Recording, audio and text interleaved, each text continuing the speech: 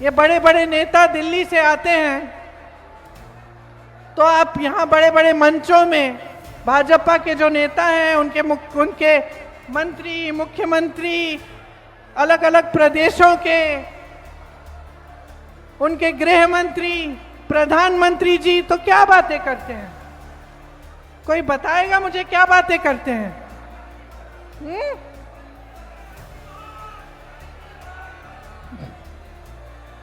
नेहरू जी की बात करते हैं, पुरानी बातें करते हैं।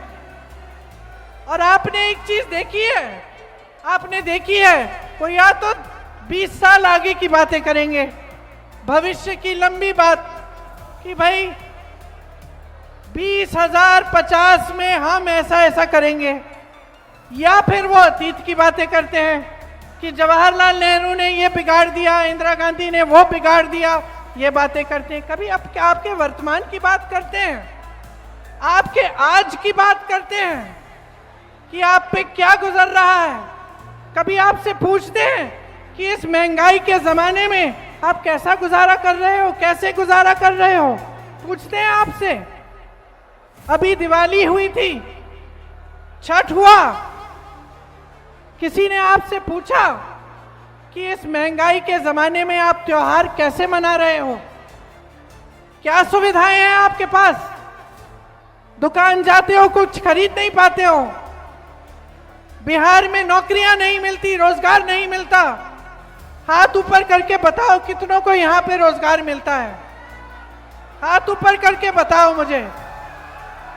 नहीं मिलता ना? देश भर में पलायन करना पड़ता है। मैंने केरल से लेकर कश्मीर तक देखा है कि बिहार से पलायन करके लोग जा रहे हैं। कश्मीर में अगर किसी सड़क पे मजदूरी हो रही है, उससे पूछो कहां के हो, बोलेगा बिहार से आया हूं। केरल में मैंने पूछा, कुछ दिनों ही पहले ही कुछ लोग मुझे दिखे, सड़क का काम हो रहा था, भाई कहां से हो? यहां के नहीं दिखते तुम। दीदी हम बिहार के हैं। पलायन करके जाना पड़ रहा है सबको। ये जो लहलहाते खेत हैं, इतना सुंदर आपका प्रदेश है, इसमें रहने का ही आपको मौका नहीं मिल रहा है। परिवार बट जाते हैं, लोग पुरुष चले जाते हैं काम करने के लिए बड़े बड़े शहरों में, और परिवार यहां रहते हैं गांव में, खेती करने की कोशिश करते हैं। इन्होंने ये स्थिति बना दी है कि आपको खेती से भी आपकी कमाई नहीं होती। एक जमाने में आप खेती करते थे, आपकी अच्छी खासी कमाई होती थी। आज महंगाई इतनी है, हर चीज पे टैक्स लगा रखा है कि खेती किसानी से भी आप कमा नहीं पा रहे हैं।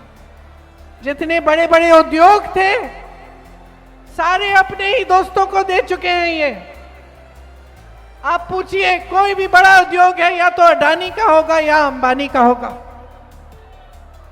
जो देश की संपत्ति थी, आपकी संपत्ति थी, उससे आपको रोजगार मिलता था। आपको याद होगा, जो बुजुर्ग हैं यहां बताएंगे आपको, एक जमाने में जो सरकारी नौकरी होती थी उसके लिए सब दौड़ते थे। सबको वही नौकरियां चाहिए होती थी क्योंकि उसमें पेंशन मिलता था, पूरे जीवन के लिए सुरक्षा मिलती थी। आज क्या परिस्थितियां हैं?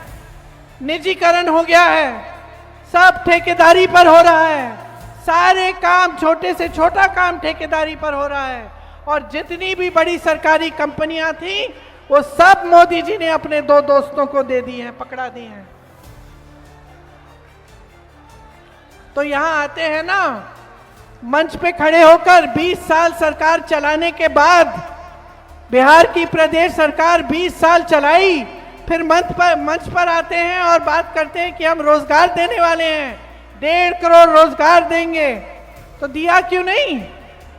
20 सालों से दिया क्यों नहीं? बेवकूफ समझ लिया क्या जनता को? बड़े बड़े वादे करेंगे चुनाव के समय और एक भी वादा पूरा नहीं होगा। महंगाई कम करने की बात करते थे, महंगाई बढ़ गई है। रोजगार की बात करते थे, कौन सा रोजगार दिया? बड़ी बड़ी कंपनियां सारी बेच दी। खेती किसानी से कमाने लायक ही नहीं छोड़ा किसी को। छोटे छोटे जो व्यापार थे, जो छोटे दुकानदार थे, जो छोटे बिजनेस थे, उनको खत्म कर दिया। तो बचा क्या है? बचा क्या है? और कुछ नहीं बचा है इनके हाथों में, कुछ नहीं करेंगे, क्योंकि जो आपका था वो सारा इन्होंने अपने दोस्तों को दे दिया है। सिर्फ खोखले वादे करेंगे, सिर्फ बड़े बड़े मंचों पर आपके सामने इवेंट बाजी करेंगे, इश्तिहार दिखाएंगे आपको सुंदर सुंदर कि आपका जीवन बदलने वाला है। तो किसका जीवन बदला है इन 20 सालों में? बताओ भाई, मुझे बताओ, किसी का जीवन बदला है? बहन तुम खड़ी हो, तुम्हारे लिए क्या किया? तुम जब अपनी बच्चों को देखती हो दिल घबराता है कि नहीं कि कैसे बड़े होंगे, कि मैं खिलाऊंगी कैसे इनको, मैं पढ़ाऊंगी कैसे इनको, बड़े होंगे तो नौकरी कौन देगा इनको? दिल घबराता है कि नहीं? बीमार होते हैं तो दिल घबराता है ना, सोचती हो कि दवा कहां से मिलेगी, मैं डॉक्टर के पास जाऊंगी, प्राइवेट जाना पड़ेगा, और प्राइवेट में जाऊंगी तो इतने पैसे लगेंगे, मैं कैसे इलाज करवाऊंगी?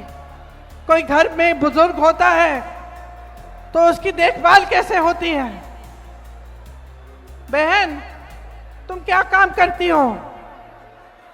कुछ नहीं करती, लेकिन घर का सारा काम करती हो ना। सुबह से शाम तक तुम्हें आराम मिलता है? नहीं मिलता ना। यही स्थिति बिहार की हर महिला की है, हर महिला की है, चाहे वो काम करती है चाहे नहीं करती है, चाहे उसका रोजगार हो चाहे ना हो, चाहे वो खेती में सुबह से शाम तक काम ना करती हो, वो घर आती है और सब कुछ संभालती है, अपने बच्चों को संभालती है, उनका देखभाल करती है, बुजुर्गों का देखभाल करती है, सबका खाना परोसती है, ये देखती है कि सबको मिल गया है, सबने खा लिया है, तभी खाती है, तभी सोती है, और फिर भी सुरक्षित नहीं है। फिर भी महिलाओं के खिलाफ अपराध बढ़ चुके हैं, बहुत बढ़ चुके हैं, घबराती है, कहीं जाना है, शाम हो रही है, जा नहीं पाती है, नौजवान है, नौकरी चाहती है, रोजगार चाहती है, मुश्किल में है। तो क्या किया है आपके लिए? 20 साल से सरकार चलाई है और लूटा है, और क्या किया है? झूठे वादे किए हैं, और क्या किया है? मोदी जी कहते हैं डबल इंजन की सरकार चलाएंगे, गलत फहमी में मत होना, कोई डबल इंजन नहीं है, एक सिंगल इंजन है इनका और दिल्ली से चलता है। आपकी कोई सुनवाई नहीं है, लेकिन आपके सीएम की भी कोई सुनवाई नहीं है, नीतीश कुमार जी का कोई आदर नहीं है, उनकी भी सुनवाई नहीं है। आज ये परिस्थिति है बिहार की कि सब कुछ केंद्र से चल रहा है। यहां पे आपके प्रदेश में कौड़ियों के दाम पर जमीन बांटी जा रही है बड़े बड़े उद्योगपतियों को।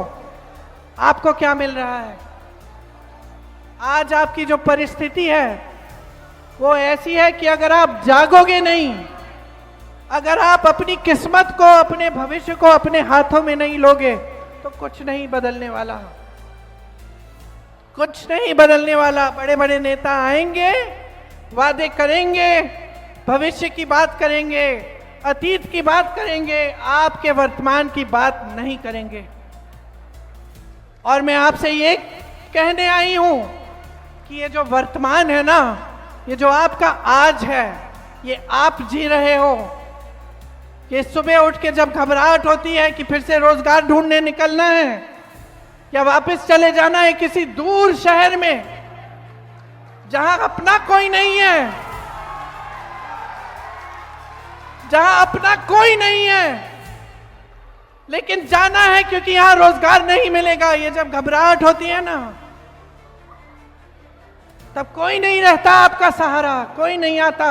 ये मोदी जी, ये अमित शाह जी, ये बड़े बड़े नेता तब नहीं आते आपकी मदद करने के लिए। यहां उन्होंने बिहार की जो परिस्थिति बनाई है, उसमें से अगर आपको निकलना है तो आपको बदलाव लाना पड़ेगा।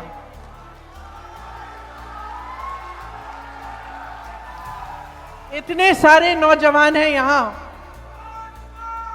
बताओ सब पढ़े लिखे हो?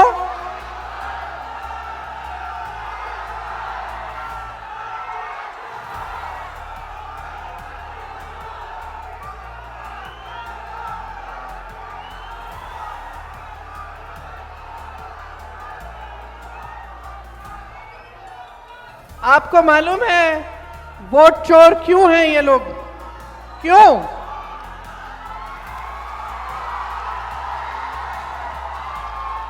वोट चोरी क्यों कर रहे हैं मालूम है? पहले तो इन्होंने बांटने की कोशिश की, थोड़ी देर के लिए चल गया काम इनका, है ना। उसके बाद उन्होंने बोला कि जंग करेंगे, ठीक है, लोगों ने समर्थन दिया। उसके बाद कुछ और निकाला इन्होंने ध्यान भटकाने के लिए, सबने समर्थन दिया। अब क्या हुआ कि 10 साल तो हो गए मोदी जी के, और एक बात है हमारे देश की जनता के बारे में, हमारी देश की जनता जो है ना उसमें विवेक बहुत है। जनता समझने लग गई है कि ये क्या हो रहा है इसके साथ। ये जो नौजवान है ना ये समझने लग गए हैं कि ये सारी बातें जो है सिर्फ ध्यान भटकाने के लिए है।